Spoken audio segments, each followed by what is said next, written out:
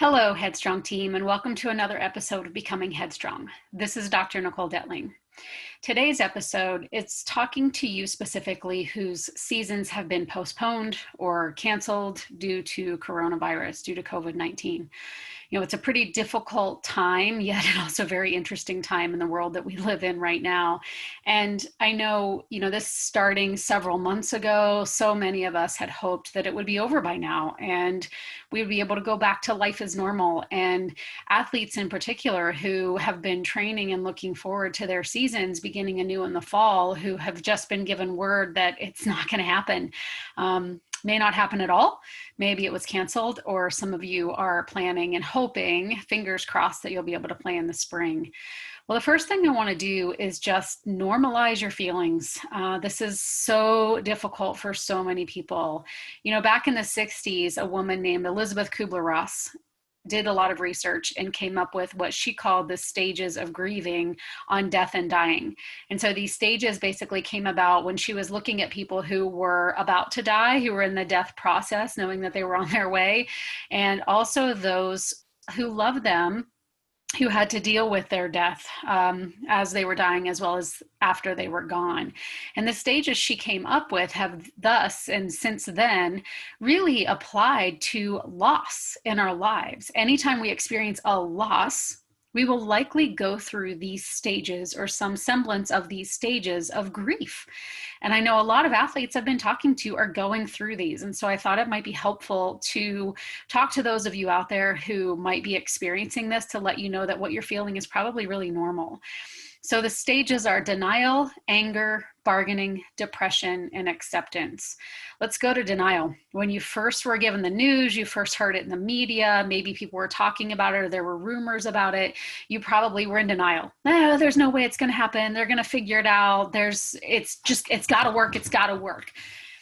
Then when you were given the news, there may have been still a little bit of denial, but it probably changed to some form of anger, frustration. I can't believe this is happening. This is so stupid. Why can't our country get it together? Probably had very similar thoughts to those in terms of just trying to figure out why this was happening to you. It may have even felt very personal and very unfair. At that point, athletes will typically go into bargaining. So what can we do to make this happen?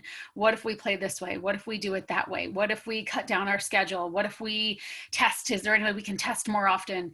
Probably going into bargaining, and that bargaining may have just been with yourself. It may have been with those around you, with teammates, coaches. Coaches may have been bargaining as well with administrators. Everyone's just trying to bargain. Perhaps you even found yourself bargaining with a higher being, some deity. If you just get this over with so that I can play, then I will, whatever it may be. After that becomes a bit of a depression. It's kind of like, man, this really sucks. And I don't mean to use depression in the clinical term. I'm not saying that you were necessarily clinically depressed, but there probably was a time when you felt kind of sad. Like it really stinks. It feels like a loss, and you're just starting to recognize the importance of that loss and the intensity of those feelings. At which point comes the last stage, which is acceptance. None of us have to like what's happening in the world right now. We don't have to like that the seasons have been canceled and postponed, but at some point we do have to accept it.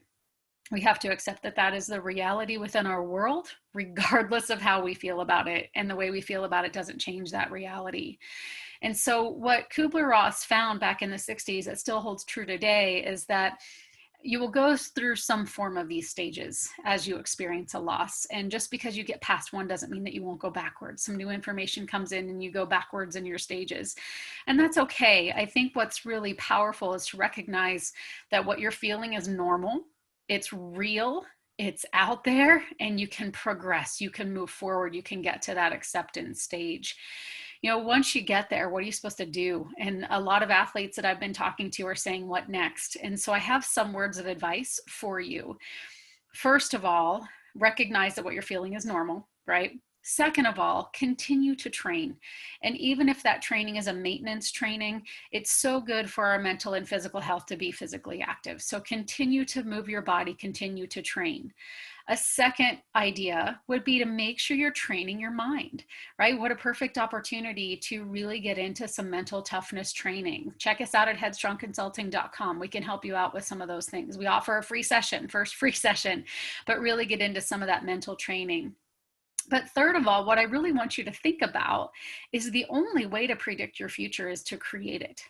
The only way to predict your future is to create it. So what are you doing to create your future?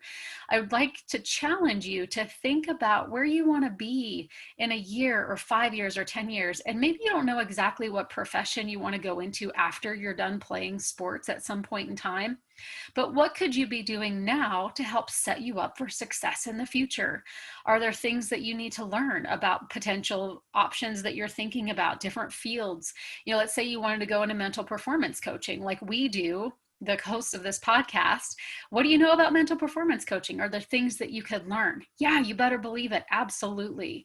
And so I really want to challenge you to think about your life outside of sports and maybe where you want to go next. And what are some things that you could be doing right now to help you prepare for what's coming next in your life at whatever stage that might be? What a great time to really look into some different courses or different professions, maybe start calling around, ask to do internships, ask to interview people in the fields that you might consider going into, start making some connections. A lot of times when things like pandemics happen, what's happening in the world is out of our control. And that feels very frustrating and feels very difficult to manage. One of the best things you can do is find things that you can control. And one of the things you can control is you, your choices, your actions, your behaviors. And so start choosing things today that will set you up for success in the future, because in the end, you do have control over that. Thanks for being here with us today. We encourage you to check us out at headstrongconsulting.com. You can follow us on Facebook, Instagram, and Twitter at Headstrong Team. And as always, we'd appreciate if you would rate the podcast and leave us a review. Thanks so much for listening. Hope you have a great day.